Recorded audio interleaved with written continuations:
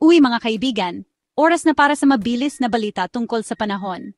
Mayroon pong Low Pressure Area o LPA na minomonitor ngayon sa loob ng Philippine Area of Responsibility.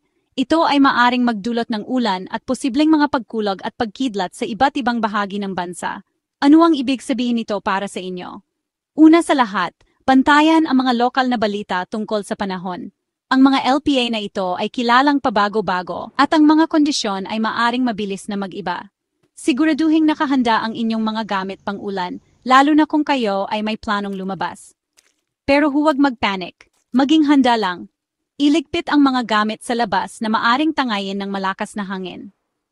Kung kayo ay nakatira sa mga lugar na madaling bahayin, mainam na tingnan ang inyong mga emergency kit at maghanda ng plano sa paglikas kung sakali. Para sa mga bago pa lamang dito, ang isang LPA ay maaring mawala o maging isang mas malakas na sistema ng panahon tulad ng tropical depression o kahit bagyo. Sa ngayon, kailangan lang itong bantayan ng mabuti. At tandaan, ingat muna. Palaging maging updated sa mga pinakabagong abiso mula sa mga mapagkakatiwalaang source tulad ng Pag-asa at sundin ang mga tagubilin mula sa mga lokal na autoridad.